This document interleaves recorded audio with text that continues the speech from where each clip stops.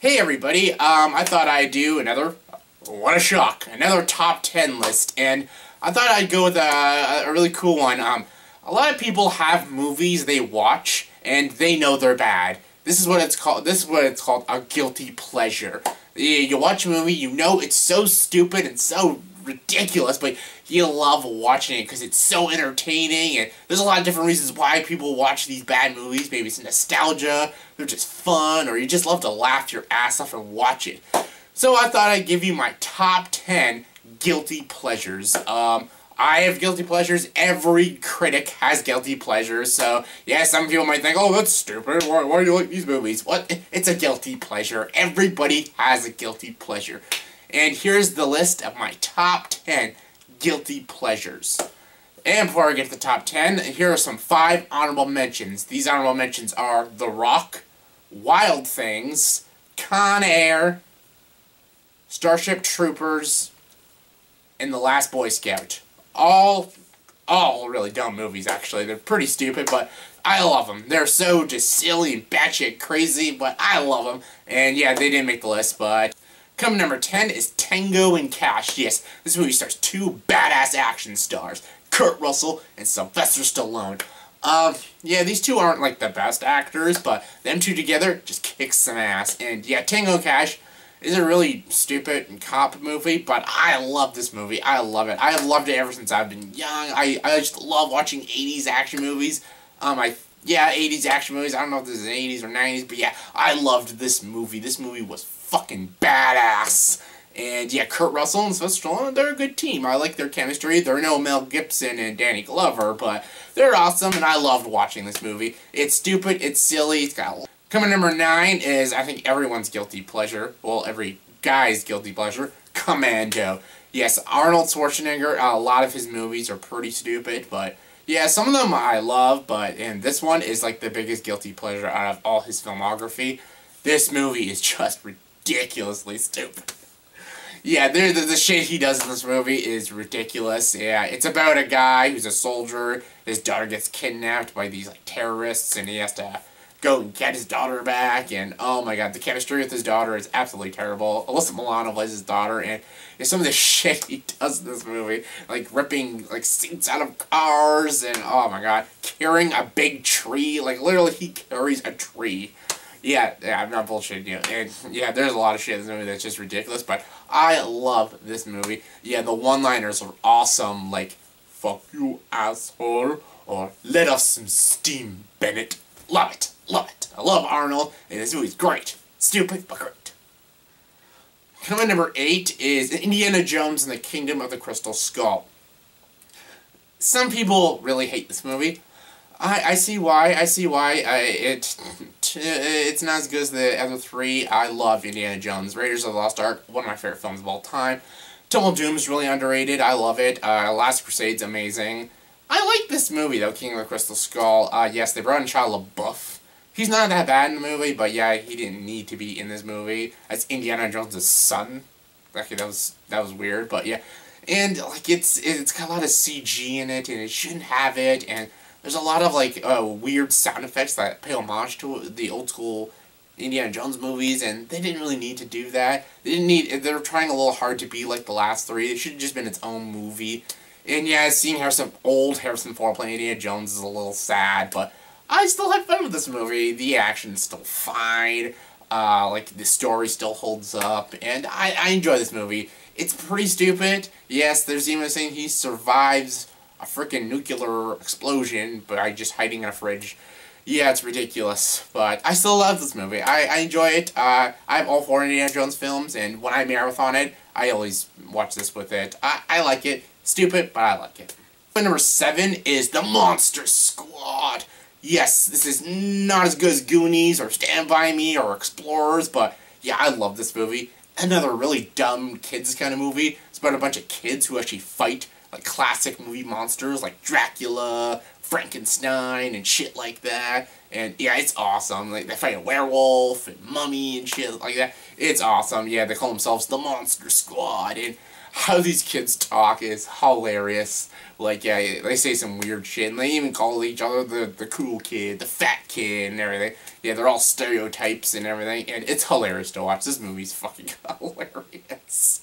Oh yeah, it's a little violent too for like a kids movie, but yeah, I love it. I've watched this movie. I watch this movie every Halloween, and I used to watch this all the time when I was a kid. I still love it now. It's really, really dumb, but it kicks. Coming number 6 is Swordfish. Swordfish is a pretty dumb movie too, but again, I like this movie. Tron Travolta is just so silly in this movie. Tron Travolta is just a freaking over-the-top actor. He wasn't in the 70s and 80s, but he became like Nicolas Cage. And oh yeah, I love him in this movie. Just fucking with you, Stan. Yeah, I love him in this movie. He makes this movie great. He's just so freaking entertaining in this movie, and yeah, the movie itself is fine. It's entertaining. The action's entertaining. And the performances aren't bad. And yeah, you see Halle Berry. That's a bonus. And yeah, it's just, it's been done. It's not original. The ending is pretty lame. And yeah, there's a lot of dumb shit in this movie. And some scenes that make no sense at all. But I have fun with this movie. It's a guilty pleasure. Coming number 5 is a movie actually not a lot of people have even seen. As In Time. Yeah, the critics just bash the living shit out of this movie. Oh, critics just hate this movie, and I don't see why. The idea is just so clever, but yeah, the acting in this movie isn't very good. Yeah, Cillian Murphy's probably the only one that's good. Yeah, this has Justin Timberlake and Amanda Seyfried, and this movie is about, like, your entire life is controlled by time on your wrist, and when the time runs out on your wrist, you die. Yeah, basically, and when you work, you don't work for money, you work for time. And yeah, like basically your life is all in time, like, which is cool. It's kind of a smart idea, and yeah, this movie's directed by Andrew Niccol, who did like Gattaca.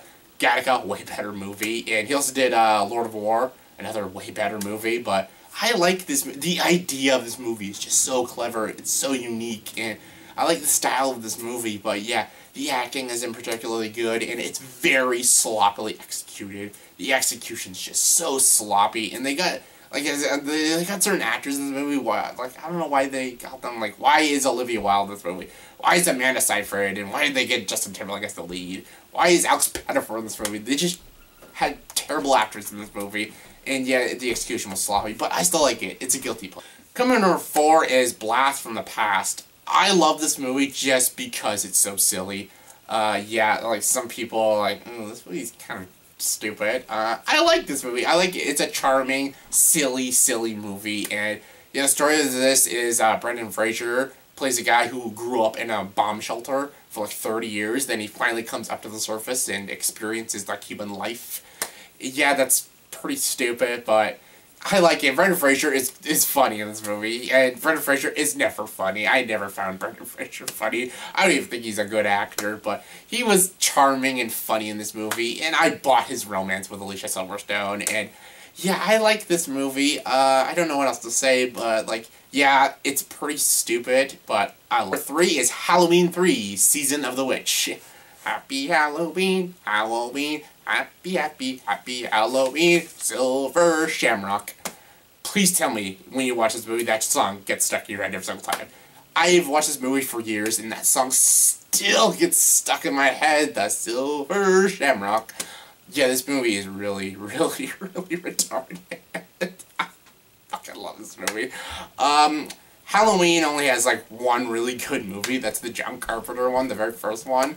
And that's it. The second one sucked. All the other sequels sucked. But this is the sequel I love to watch. When I watch Halloween, John Carpenter's Halloween, I have to watch this after. I get scared from the original Halloween, then I watch this as a straight-up comedy. This movie's hilarious. The ideas in this movie are just batshit fucking crazy, and it's awesome as shit. Yeah, Michael Myers is not even in this movie. Yeah, he's not even in it, but who cares? This movie's fucking great.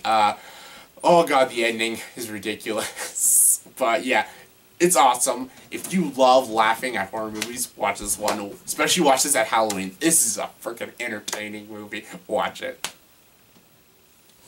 Coming number 2 is Tron Legacy. I talked briefly about this in my top 20 hottest women list, and I like this movie. It's really derivative at times, and it can be dull, and I can see why people really hated this movie.